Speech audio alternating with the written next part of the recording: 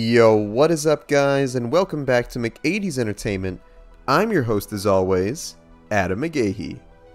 Yes, we are finally back with yet another chilling chapter from the pages of the Marvel Zombies comics. In our last video, we covered the full gory story of the Cannibal Crimson Killer himself, Zombie Carnage. I will have that video linked in the title card and the description below. In today's video, we'll be going over the brief but sweet tale of the jugular-eating giant, Zombie Juggernaut. No, not even the supposedly invincible Cain Marko was invincible enough to evade the deadly alien virus that turned him and the other supers of his world into rotting but still powerful undead zombies. His legend is a gruesome one, but without further ado, grab your finest muscle suit, sit back, relax, and enjoy the full gory story of Zombie Juggernaut. Who is he? Zombie Juggernaut, like most of the heroes and villains of his world, was infected with a bizarre multiversal virus that turned them into flesh-eating monsters. He made his first appearance in the pages of Ultimate Fantastic Four number 23 back in 2005. He comes from Earth 2149, but his muscular origins pre-infection were very similar to his main universe counterpart from Earth 616. This all changed though one very scary day when a zombie version of the hero known as the Sentry came to the planet and infected the Avengers, converting them to his hungry zombie army.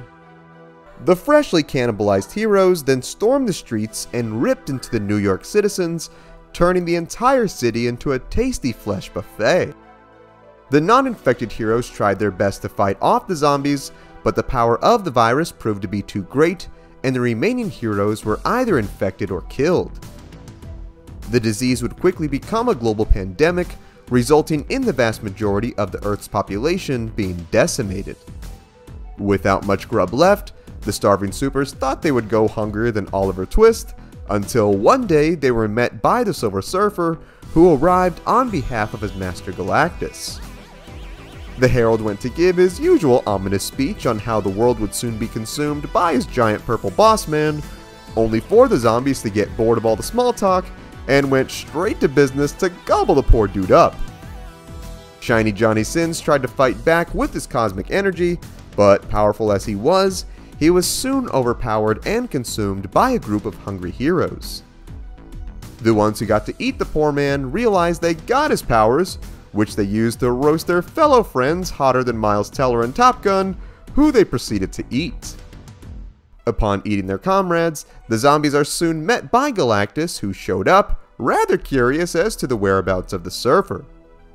Upon engaging the big man, the zombies managed to combine their newfound cosmic powers into one concentrated blast, where they managed to send the World Eater to the ground, all while Juggernaut looked on with the hungry mob. Dude looks rather impressed, and I can't say I blame him. As the big man fell, we see our boy Cain once again, who was nearly crushed to death by the colossal titan. Once Galactus hit the ground, Juggernaut and his homies were overjoyed, thinking they're about to take a nice trip to Cannibal Golden Corral.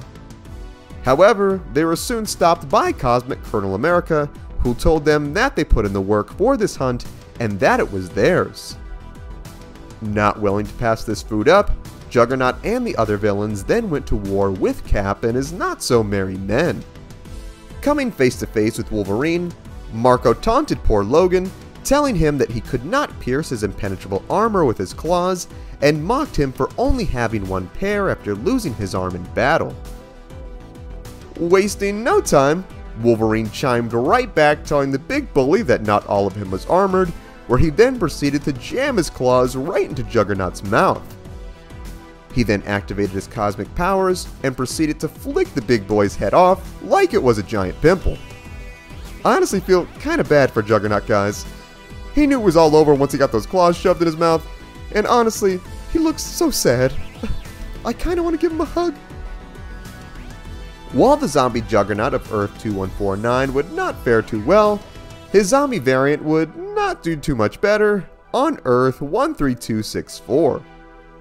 This Earth was part of Battleworld, which was created after Dr. Doom got the power of a god and merged several realities into one, where he had the supers of different worlds go to war with each other. Part of Battleworld was called the Deadlands, which was a variation of the Zombieverse from Earth 2149. It is here that we find the monster hunter Elsa Bloodstone, who made her way through this violent wasteland. In her travels, she comes across a human girl who she vows to keep safe.